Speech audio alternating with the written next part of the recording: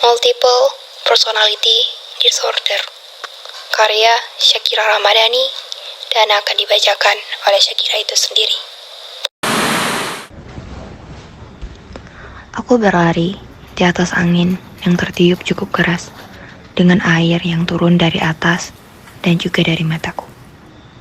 "Assalamualaikum," ucapku dengan lesu. Seperti biasanya, di rumah yang hanya berisi 2 orang ini, tiada yang menjawab maupun menyambutku dengan hangat. Aku segera menuju ke kamar. "Tunggu!" Seseorang memanggilku dengan nada yang kuat. Ya, dia adalah ibuku. "Di mana bukumu? Ibu harus melihat nilaimu," ucap ibuku dengan lantang. Bukannya menyambutku, ia hanya datang untuk menyambut nilaiku. "Ini, Bu," ucapku dengan takut. "Apa-apaan ini? 95. Apakah menurutmu ini nilai yang pantas untuk disebut nilai?" ucap ibu dengan marah. Saat bersamaan, kepalaku menjadi sakit bahkan seperti akan meledak. Kepalaku mulai terisi dengan hal-hal aneh yang tidak akan pernah aku lakukan. Ini aku?" ucapku dengan kebingungan. "Sepertinya kamu sudah tidak waras," ucap ibuku tersayang. Aku berlari tanpa tahu tujuan pasti. Aku masih dibingungkan oleh pikiranku. Aku membunuh seorang manusia. Ucapku dengan gelisah. Beberapa saat kemudian, aku tersesat di tempat yang gelap dan sepi, seperti tempat yang tidak layak untuk manusia tempati. Aku ada di mana? Ucapku. Aku terbangun dari tidurku. Aku sudah tahu ini mimpi. Tidak mungkin aku melakukan hal seperti itu, ucapku dengan lega. Aku pun menuju ruang makan. Setelah aku membuka pintu, ada hal yang tidak terpikirkan olehku. Di depan, terpampang jelas, kepala ibuku telah tergeletak menjauh dari tubuhnya. Aku terdiam, dan tanpa sadar, aku melihat tanganku, yang sejak tadi, tanganku telah dirumuli darah. Aku membunuh ibu, ucapku dengan ketakutan. Aku teringat kembali. Setelah aku tersesat, aku kembali menuju rumahku dengan membawa pisau yang aku pun tidak tahu datangnya dari mana. Aku memotong ibuku. Lebih tepatnya, aku memotong kepala ibuku yang sedang memarahiku karena nilaiku. Aku pun terjatuh pingsan. Sudah 1 minggu, aku mengurung diriku di dalam kamar, tanpa makan dan minum. Aku tidak berani melihat kepala ibuku yang tergeletak di depan kamarku. Setelah sekian lamanya, akhirnya aku memberanikan diri untuk mengubur jasad ibuku, dan aku juga mencoba untuk kembali bersekolah. Pada pagi harinya, pagi yang cerah, ucapku. Aku pun berangkat sekolah. Tiba-tiba, ada seseorang yang memanggilku. "Woi, Ira," ucap seseorang. "Siapa ya?" ucapku. Kemarin kamu akrab banget sama aku. Cat banget, lupa sama teman sendiri, ucap seseorang yang tidak aku kenal. "Teman? Aku tidak pernah mendengar kata-kata itu," ucapku sambil ke arah kelas.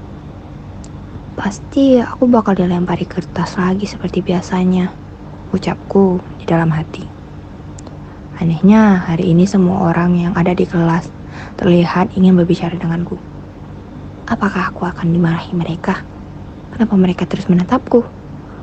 Ucapku lagi di dalam hati. Aku segera duduk di kursiku dan mengeluarkan bukuku. Anehnya, hari ini tidak ada yang melempar kertas kepadaku. Aku sedikit lega. Tiba-tiba, "Hei," ucap seseorang. "Ya, apakah ada salah?" ucapku. Mereka semua tertawa melihat jawabanku. "Salah? Tidak mungkin, kami hanya aneh melihatmu belakangan ini. Kamu menjadi sangat nakal, sampai-sampai kami tidak mengenalimu lagi," ucap seseorang yang sering memukulku. Esoknya, Seharusnya aku tidak sekolah, dikarenakan aku tidak enak badan, karena terlalu banyak pikiran. Tetapi ada barangku yang ketinggalan di laci mejaku. Setelah semua anak murid pulang sekolah, aku segera masuk ke kelasku. Saat aku hendak mengambil barang itu, tidak disangka di laciku telah dilumuri darah yang sangat banyak.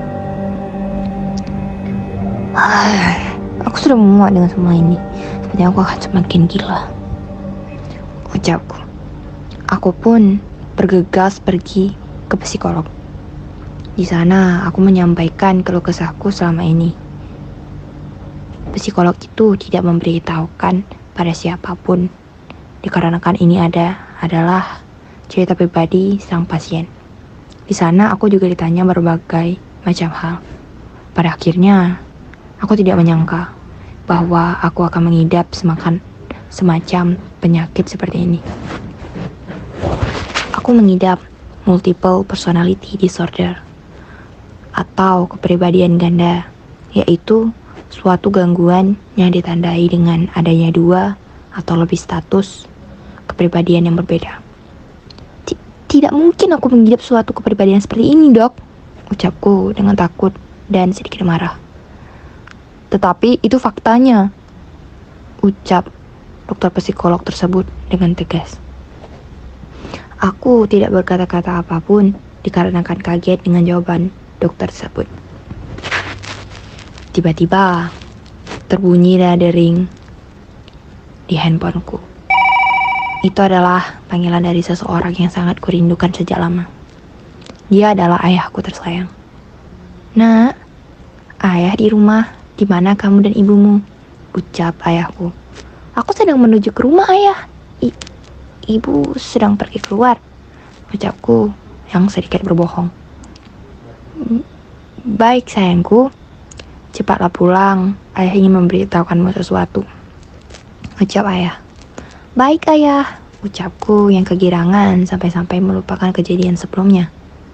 Aku pun bergegas menuju ke rumah untuk menemui ayahku. Sesampai aku di sana, ayah, ucapanku terpotong karena aku melihat sosok ayahku yang tadinya sedang mengobrol denganku di telepon, sekarang telah berlumuran darah. Apa? Selamat tinggal, adikku tersayang, ucap seseorang. Seseorang telah menusukku dari belakang. Setelah kulihat wajahnya sangat mirip denganku. Sepertinya ini yang dimaksud ayah. Sepertinya aku bukannya memiliki kepribadian ganda, tetapi aku memiliki kembaran yang gila, ucapku untuk terakhir kalinya di dalam hati. Ini adalah karangan fiksi yang dibuat oleh Syakira Ramadhani, sang penulis. Cerita ini tidak dapat ditiru oleh anak kecil maupun siapapun itu, karena berakibat fatal.